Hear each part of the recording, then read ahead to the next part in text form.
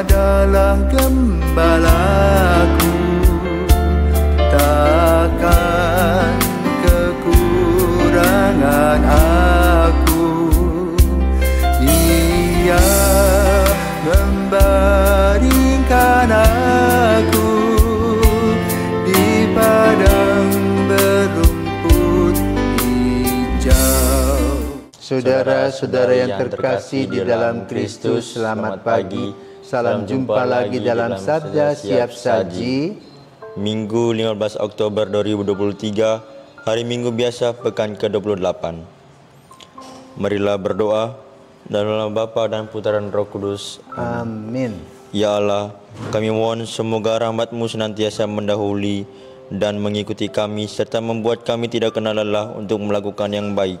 Dengan pengantaran Yesus Kristus Putra-Mu, Tuhan kami, yang bersama dengan Dikau dalam persatuan Roh Kudus, hidup dan berkuasa Allah sepanjang segala masa. Amin. Tuhan bersamamu dan bersama rohmu. Inilah Injil Yesus Kristus menurut Matius. Dimuliakanlah Tuhan. Matius bab 22 ayat 1 sampai dengan 14. Sekali peristiwa Yesus berbicara kepada para imam kepala tua-tua bangsa Yahudi dengan memakai perumpamaan. Katanya, hal kerajaan surga itu seumpama seorang raja yang mengadakan perjamuan nikah untuk anaknya. Ia menyuruh hamba-hambanya memanggil orang-orang yang telah diundang ke perjamuan nikah itu, tetapi mereka tidak mau datang. Raja itu menyuruh pula hamba-hamba lain dengan pesan, katakanlah kepada para undangan, hidangan sudah kusediakan, lembu-lembu jantan dan ternak piaraanku telah disembelih, semuanya telah tersedia. Datanglah ke perjamuan nikah ini. Tetapi para undangan itu tidak mengindahkannya. Ada yang pergi ke ladangnya, ada yang pergi mengurus usahanya, dan ada yang lain menangkap hamba-hamba itu, menyiksa dan membunuhnya. Maka murkalah raja itu. Lalu ia menyuruh pasukannya ke sana untuk membinasakan pembunuh-pembunuh itu dan membakar kota mereka. Kemudian ia berkata kepada hamba-hambanya, perjamuan nikah telah tersedia, tetapi yang diundang tidak layak untuk itu. Sebab itu pergilah ke persimpangan jalan dan undanglah setiap orang yang kamu jumpai di sana ke perjamuan nikah ini. Maka pergilah hamba-hamba itu dan mereka mengumpulkan semua orang yang dijumpainya di jalan-jalan, orang-orang jahat dan orang-orang baik, sehingga penuhlah ruang perjamuan nikah itu dengan tamu. Ketika raja itu masuk untuk menemui para tamu, ia melihat seorang tamu yang tidak berpakaian pesta. Ia berkata kepadanya, hei saudara, bagaimana saudara masuk kemari tanpa mengenakan pakaian pesta? Tetapi orang itu diam saja. Maka raja itu lalu berkata kepada hamba-hambanya, ikatlah kaki dan tangannya, dan campakkanlah orang itu ke dalam kegelapan yang paling gelap. Di sana akan ada ratap dan kertak gigi. Sebab banyak yang dipanggil, tetapi sedikitlah yang dipilih. Demikianlah sabda Tuhan. Terpujilah Kristus. Selamat pagi Romo. Pagi Rey. Di sini saya mau bertanya, bagaimana cara manusia bisa masuk ke dalam kerajaan surga dengan hati yang ikhlas? Selamat pagi Rey dan para pirsawan, baru saja saya membacakan Injil pada hari ini. Itu yang digambarkan oleh Yesus tentang kerajaan Allah. Itu dengan cara mengundang. Ya, seperti kita dalam kejadian sehari-hari.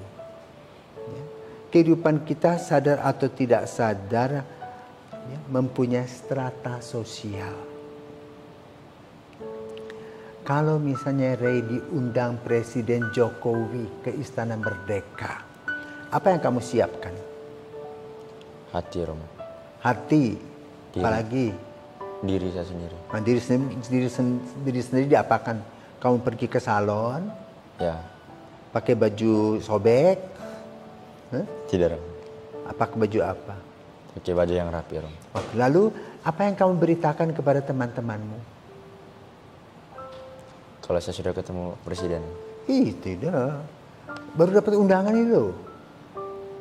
Waktu kamu dapat undangan, sudah kamu exciting, kamu sebarkan. Tahu nggak lo? Aku dapat undangan dari presiden, tahu nggak? Ini loh undangannya. Kan begitu. Ya.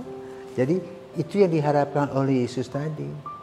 Bahwa kita bereaksi positif akan kasih Tuhan, akan undangan Tuhan.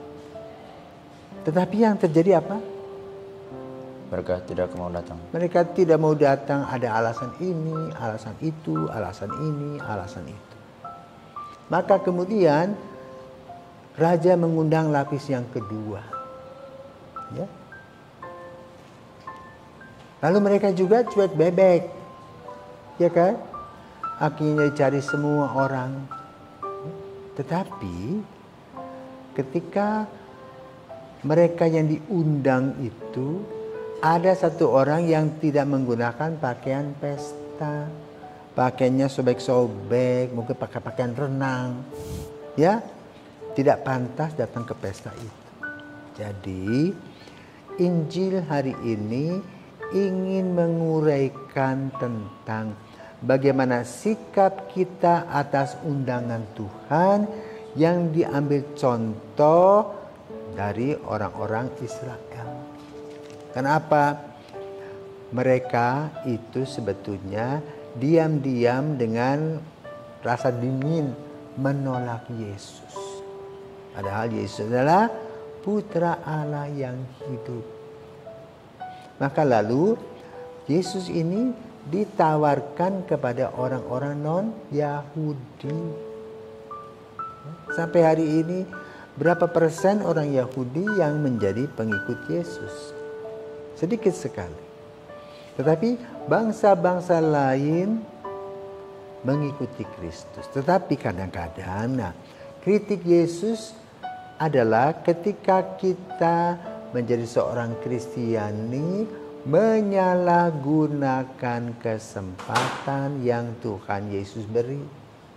Kita tidak mengabarkan Yesus, tetapi kita menjual Yesus untuk keuntungan pribadi kita, antara lain untuk kekayaan kita, untuk kekuasaan kita supaya dihormati orang. Tapi lalu kita memerintah atau melayani Tuhan Yesus itu dengan setengah hati. Jadi selalu berpikir untung rugi. Dan Yesus menginginkan kita ini seperti Yesus buat, yaitu tanpa pamrih. Inilah yang disadarkan kita pada minggu ke-28 ini. Bahwa satu, Tuhan mengundang kita dalam kehidupan kita agar kita mendapatkan kebahagiaan. Makan di ruangan pesta, bersukacita bersama dengan semua orang. Tapi tanggapan kita bebek cuek. Ya, cuek bebek, masa bodoh. Karena itu kita juga menjadi seorang pengikut Yesus Katolik, ya bisa juga Katoliknya KTP. Ya, atau kita hari Minggu atau hari biasa ke Ekaristi, yang penting aku setor muka.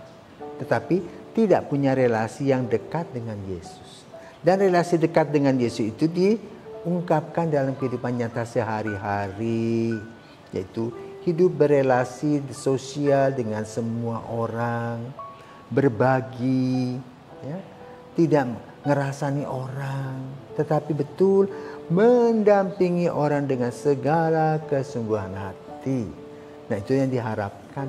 Kenapa? Sebagai orang yang diundang dalam kerajaan Allah, artinya orang itu diperhitungkan, ya, dihargai martabatnya.